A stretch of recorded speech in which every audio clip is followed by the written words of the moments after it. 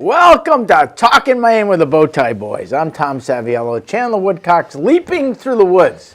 But I have my good friend here with me, Darryl Wood. Hi, Tom. Darryl, thanks for coming on. You're welcome. Very happy to be here. So what do? Do you leap through the woods too, or? Yeah. LEAP's got a lot of good acronyms associated with it. It does. But I'm actually the executive director of LEAP here in Farmington, Maine, and LEAP stands for Life Enrichment Advancing People. You know, and I've shared this with you, and I'll share with it on the air, is that your program, I have great admiration for you. Mm-hmm. I have great admiration for your workers. I couldn't do what they do because much of what they have to provide is 24-hour coverage for very severely challenged individuals. People that, and you get them out, they're part of society, you know. And I want to thank you for that, because thank your staff and the people that work with you, because you do a phenomenal job. Well, I appreciate you saying that. I actually feel like I've got one of the lesser roles at LEAP. Occasionally I do fill in and do a little direct care work.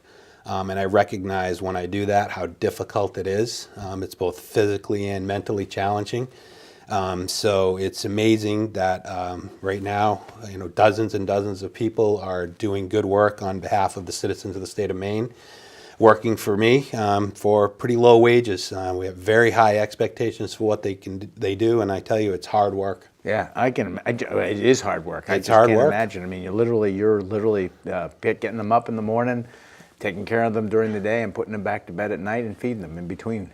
Yeah, and everything else, medication administration, getting them out into the community, helping them to communicate and deal with a society that doesn't have some of the accessibility issues and language issues and mobility issues that our folks have, and meeting that challenge in a way that really empowers people to live a good life despite their disability is an incredibly challenging thing, and we have a lot of people that do it very well. So how did you become part of LEAP? Yeah, well, it's an interesting story. I never really intended to get into healthcare. I started going to the University of Maine and social services, thought I might be like an athletic trainer or a phys ed coach or something like that. I was in the Army Reserves at the time, and I was a medic, and they had a program for nurses. And so I said, well, maybe I'll take advantage of that nursing program, and it'll help me find a better job to work my way through college, trying to get through without a lot of debt and stuff. I kind of figured out that nursing has many different directions, from working in a hospital to long-term care, to leading community organizations. And so I kind of went in that direction and ended up getting a degree in nursing. But I was dissatisfied with my first couple of employers. Didn't really feel like they were engaging the staff, working with the staff to improve the situations. So I bounced around a little bit, and I found my home at LEAP as a group home administrator. Took on some training responsibilities and tried to start learning how to motivate people to do the right thing, under circumstances. So I studied leadership. How do I get everybody on board with our mission, rowing in the same direction? And so that was my mantra, knowing that I'm one person, but we need a lot of people to make this all work. How can I get everybody to think kind of along our lines while still, retaining their own unique character and what they can bring to an individual's life? So that leadership thing, I think, helped me to move up the chain of command at LEAP. So for a while there, you were in charge of one of the houses. I was in charge of, a 6-person ICF MR on Anson Street. Okay, so what's an ICF MR? That's an intermediate care facility for people with mental retardation, which we have done away with. It's a highly regulated, well-reimbursed mini nursing home / institution. Okay, that makes sense. So philosophically, it kind of was going left when we were going right down a road towards community inclusion and giving people options to live a normal life, if you will. After we kind of made some decisions to get out of the larger mini institution model and spread our homes to, 2 to 3 to 4 people, even sometimes one person can live with somebody in a foster home environment. It took out a lot of the perfunctory steps that someone would have to do to meet those federal regulations, and allowed person-centered planning to come into the picture, where now I look at, say, you're a client of ours. What is Tom looking to achieve? What does he need to achieve to be more independent? Let's put a plan together for that. Let's work with him and his family, him or her and their families, and let's get this together with the goal of people being as independent as they possibly can. So you're actually working like on an IEP, I think they call it, or an individual plan? It's called a person-centered plan. Yep, and it's a pretty good program. A lot of our folks lack verbal skills. Some of them are unable to walk. They may need physical assistance for bathing and food. But we also have people who, walk and talk, go to work each day, just need different types of cues and supports. So for one system to meet the needs of that variety of people, it really needs to be customized for the individual, and that's the way we do it. As I say, it's phenomenal, and you're right. The change, you're not, and this is what people have to realize is if you aren't there, they are going to go to a nursing home, and the cost to us as society will be out of control. Where you're able to work with them within the constraints of what you have for a budget, but they're still able to have the enrichment in their lives as they go forward. Well, that's right, and we are long-term care because people don't, they're not cured of a developmental disability. It is a lifelong condition that people need support with. However, it's important that we keep folks out of the nursing home environment, because when people that are otherwise normally healthy are in that environment, they do not thrive. They don't do well at all. We've seen it before, and we can do better. Yeah, it becomes nothing against long-term. No. It's a role, but it's not for a 35-year-old gentleman with some cognitive issues. Yeah, and I think what's fascinating to me, because one of the things I learned, and I think is where I first met you, Rick was still the director, Rick about the word retard. People, that's a terrible word, and that struck me that day, and that's not who they're behind in their development, but the connotation of that word is horrible. Well, the connotation of that word is terrible. And sometimes, people will ask me, well, who does LEAP support? And I like to say we support people of all abilities. We all have various challenges in our lives. And when you look at what people are able to achieve and what people can do, and then you try to fill in the gaps and support those areas that they need help on, you tend to, improve their lives much better, because you're looking at things through a positive lens, and the people just understand that you're coming from a position of support and not a caregiving position where you're taking care of an illness. It's a position of health and support. Because they're not, like you said, and this is a very important statement, they're not getting better. You've got to help them get support. There's no cure. There's no cure for what they're. Right. It's not like I go in there because I've got pneumonia and you get me better and I can take care of myself. There's not going to be a change from that. Right. But I need to let them live fully their life within those constraints. The acquisition of independent skills and kind of a mindful mentality on behalf of our employers, where we're giving people a reason to get up in the morning. Where for years, people with developmental disabilities, the old word mental retardation, were devalued, they were tucked away, they were institutionalized, and sometimes they did not have hope because that was what they felt was their lot in life. So community organizations like LEAP, when staff are really working the way they are supposed to and the way our staff do, we give people a reason to get up in the day, want to participate in their own achievements and goals for that day, whether that be just brushing their teeth independently, following a simple task list, going to work, earning their own money. Those things are huge. Most of our folks are pretty darn poor, and to be able to get a paycheck and have some things that they purchase, it's super important, as you know, and I know. I need my job. Yeah, well, and just so I do this before I forget, if somebody wanted to contact you, that we have a phone number that we can run. If you look right there, Darryl. This one right here? Yeah, you got it. You got it. Okay, It's 491 5983, and there's the web page that people can go to, Yeah, great. so they can gather more information about your program. You know, one of the things that's valuable to me as we go through some of this other stuff that I go back and I've given you all the credit in the world, and Rick and others, is that in my other job, I run into these groups all the time, whether Sure. it be at a parade or whether it be at a dinner or something. And I encourage people, if you see that, say hello to these people. Say hello to them, talk to them. Right. Because one time I said, well, what do I say? You know, just talk to them like they're normal people.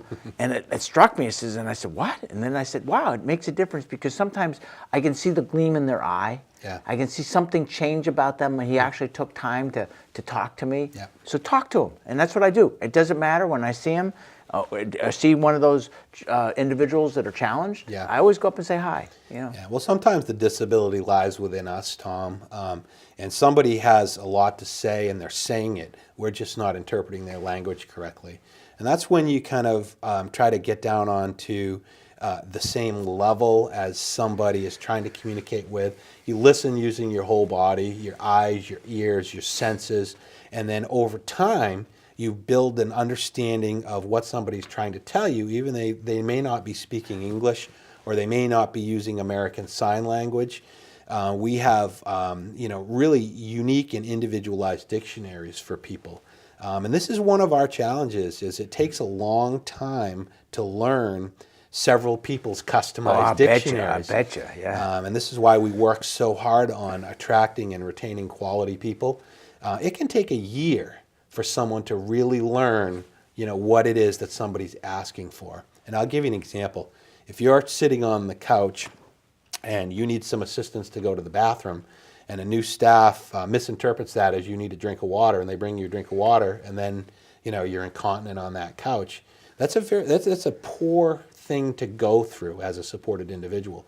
Whereas if staff are paying attention on the right level, they've got the appropriate experience, they're mindful in what they're looking for, and they understand that communication, that person's day is going to flow much better with less frustration. I mean, you and I know, lack of communication leads to frustration. Yeah. So it's a huge component of what we do. Well, what are some of the real challenges in your organization? I mean, from an inside, this is a challenge as an individual basis, Yeah. but what are the challenges from the global perspective that people should be aware of? Yeah. Well, LEAP is very complex, very highly regulated. We've got assisted living regulations that are, dozens of pages long. We've got DHHS statutes, we've got Department of Labor laws, we've got the fire marshals coming in. So it's a complex organization to run, one in which we're staffing multiple programs 24 hours a day, 7 days a week, and we're accountable for every penny that comes in and out. That 79-cent cup of coffee that someone stops and buys, that's got to come back through accounting. So the challenges are to run a complex organization like this on what really amounts to decreasing rates of reimbursement for us. So our biggest challenge right now is what I call the staffing crisis. And that's been getting worse for the last decade or so. And it's because each hour of support that we provide by a credentialed DSP or CRMA. So acronyms. Yes, DSP. direct support professional. Those are the vast majority of LEAP employees are the folks that work directly with clients. So the direct support professional goes through a series of online classes and then live sessions, and then they become credentialed as a certified residential medication assistant. When you get those two things, you're ready to go. But until you're actually certified as a DSP, we can't bill for your services. And we bill through a waiver that the state of Maine applies through the Medicaid system, through the Centers for CMS. CMS, yeah. And so our biggest challenge is that since 2007, our rates of reimbursement have gone down while the cost of inflation has gone up. So we've got to make everything work, and what we have left, we're able to pay our employees, okay? So I'll tell you a story. Just last month, we had two costs that we hadn't expected occur. Fire marshal went into one of our homes on Davis Road and said this home now needs to be sprinkled. Oh, wow. Okay? So, okay, that's like, it's going to be probably a $15,000 hit. We didn't expect that. One of the accessible vans that we had, the lift system in the back went. Okay, that was $7,000. So in 1 week, we had close to $20,000 unanticipated expenses. We don't get reimbursed for that. So we've got to run the organization as efficiently, recruit and retain and pay people the best we can, while still being prepared for some of these contingencies that really we're mandated to do. Travel, take people places. If you've got somebody in a wheelchair, you need a lift. You can't be, horsing people in and out, because then you've got back injuries and other things. So really, to tell you the truth, our reimbursement rates are leading to a lot of turnover, which impacts that quality that I've talked about. And I'm going to just step outside of LEAP for a second. The rates of reimbursement in Farmington, Maine are the same as the rates of reimbursement in Portland and Southern Maine.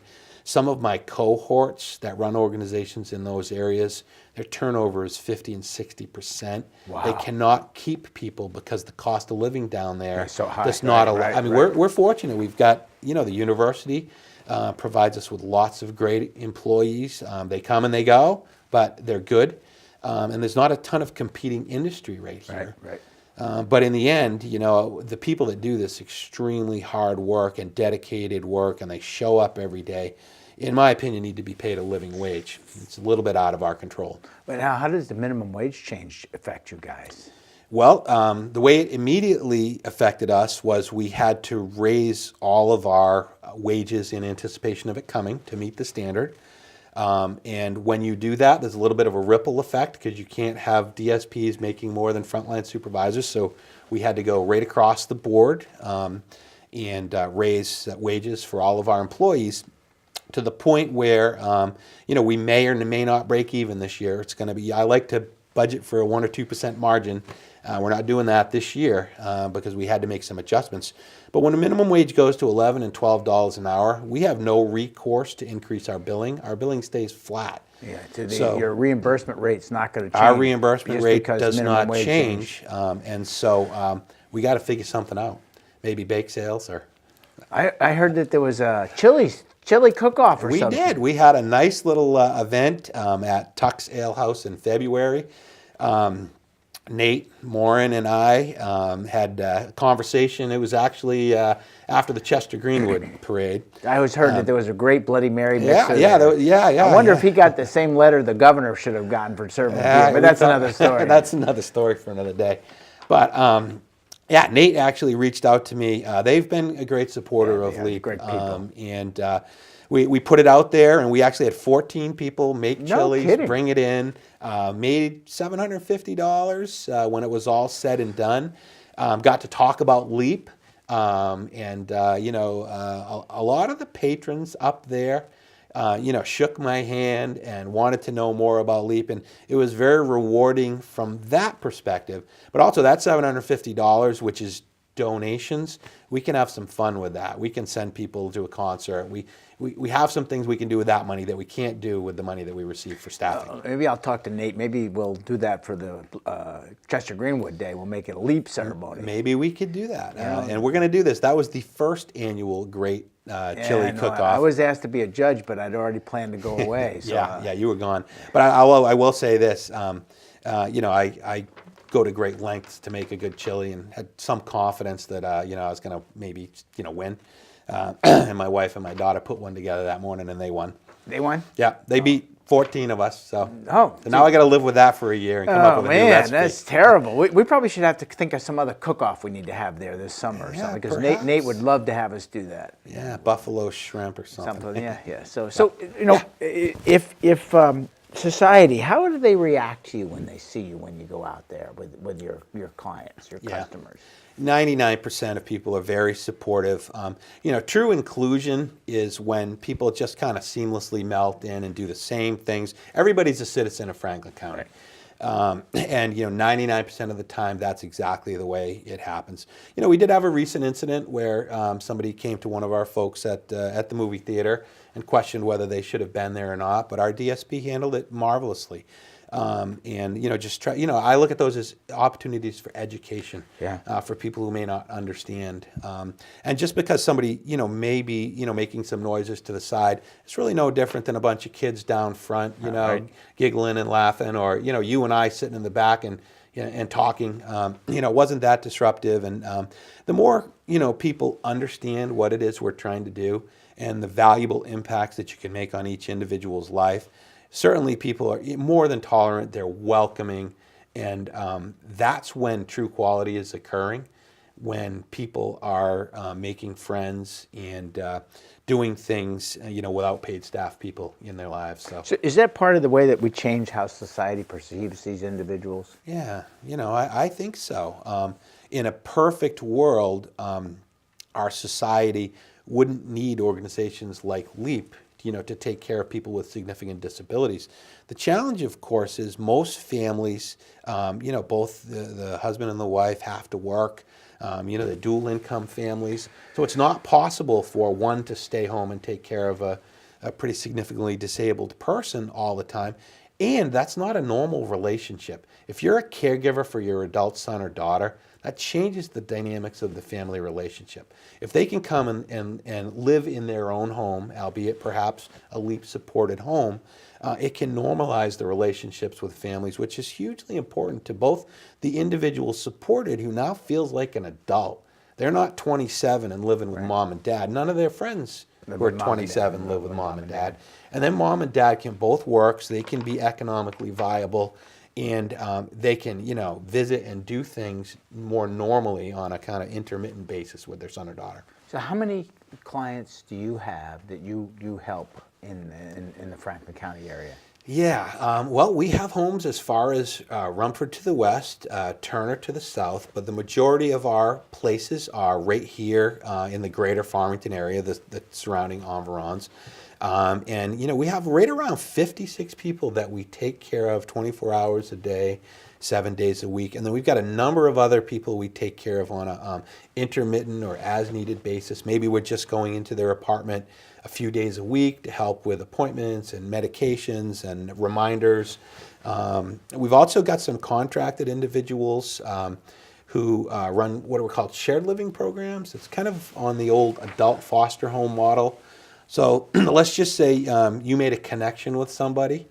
There would be an opportunity for that person to move in with you, and you would kind of work with them as a family person, still having goals and supports and helps.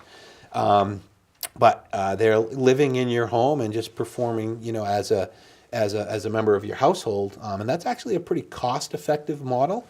It's a challenging one because you've got to be willing to kind Open your of home up. you got to open your home up, and sometimes it's the middle of the night when things come up, and you've got some of the same responsibilities of doctor's appointment and documentation that would disrupt your lifestyle, but it can be a very rewarding way of doing work too. And there are people around here in the area that do that quite a bit. We also have a dream respite program too for people that some are supported by LEAP, but many aren't. For folks out in the community who may have a son or a daughter with a disability that doesn't need services, but perhaps we're organizing a trip down to see the Sea Dogs. They can hop on with us. They've got some experienced people to lead the trip. Mom and dad can go to Augusta, go do some shopping, go out to dinner, and then when we come back later, that's a little bit of a community support thing that we do. It's fun. Now, you got a garden someplace, don't you? We do, yeah. One of our homes has some big fields that we've turned into community gardens, and we offer those up to people in the community, to LEAP staff, to people supported by LEAP. We've got raised beds. We've got wheelchair accessible raised beds, and it's been a very successful program with us. And you're the people that stay there can go out and actually work in a garden if they want to. And then you've got hiking trails that you put out there, skiing, recreational, exercise trails. Yeah.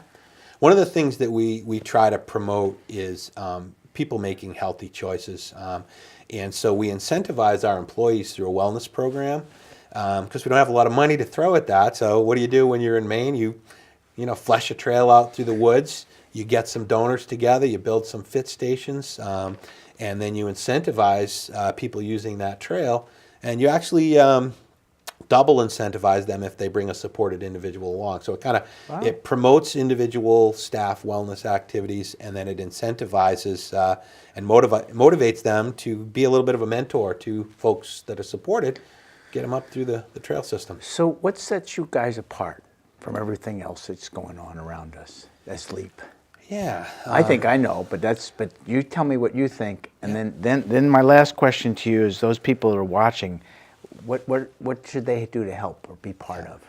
So I think what sets LEAP apart is that our management team truly believes in every single staff that we bring in the door. I think we have 9 people starting an orientation for us next week. And I'll tell each and every one of them, if you do things the LEAP way, you show up, you are mindful, you're conscientious about the impact you're having on the individual, you document appropriately, you follow the rules, you treat people with mutual respect, then you will be successful. You will get to where you want at LEAP. And I've often said, if you do things the right way, someday you'll be the executive director. Never really understanding that someday I would be the executive director. But to have that belief and buy-in to LEAP's mission and spirit from every single employee, that's what we strive for. Are we there every day? No.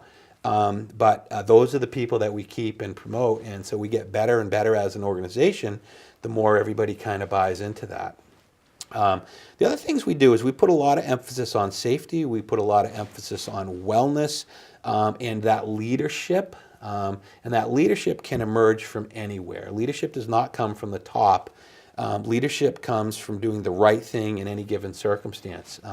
LEAP is so dynamic, all these different programs running 24 hours a day, 7 days a week. There's a lot of opportunities to have communication break down and create animosity, which can put a cloud over a program. So we empower every single person to kind of own their attitude and make sure that the things that they're not bringing to the workplace are negatively impacting the people that they're there to support. So yeah, it's a great program, and we talked about this, but let's put the number back up again, Darryl, so that you and I can see it right here. No, not up there, Darryl. Here. Yeah, there it is. Stop looking the wrong place. It's right there. I'm checking the clock. I gotta. Yeah. I know. You don't have to worry. I got that under control. All right, good. And so they're out there. If they have questions and so forth, they should contact you at this number. Absolutely. Something else we're trying to do a little bit more of is become a resource for people in the community. We've seen oftentimes, somebody has a family member with a disability, they get a lot of support through the school systems, and then after school they kind of drop off a cliff. So I may get a call from somebody saying, hey, you got any openings at LEAP? Well, it doesn't quite work that way. Right. So we're doing some work with the school systems to try to get in there and be a part of people's individual educational plans, the IEPs, talk to them about transition, give them some options. This isn't about, LEAP is an option. It's about these are the future options, and you're going to be much better off if you prepare for them well in advance. And then, we are also a resource to help people connect to other services. Yeah, we get a lot of calls, and Megan Goodine, who's our residential services director, is extremely dedicated to helping people, whether they're looking for what LEAP offers or some other service that's out there, and as are most LEAP employees. Darryl, thanks for coming on the show. Thank you, Tom. Your employees are phenomenal. Yeah. And I have deep respect for you and the work that you do. We are so fortunate to have an organization like LEAP in this area, and maybe sometime this summer, if I can get the boys motivated, we'll come out and do a stone crop? Stone Soup Gardens. Stone Soup Gardens. Maybe we'll come out and pick a tomato or something. Yeah, you could come out and buy some produce off the LEAP shop. That would be great. Hey, thanks for coming on the show. Thanks for tuning in to the Bowtie Boys and Talkin Maine. We'll see you next time. That's great.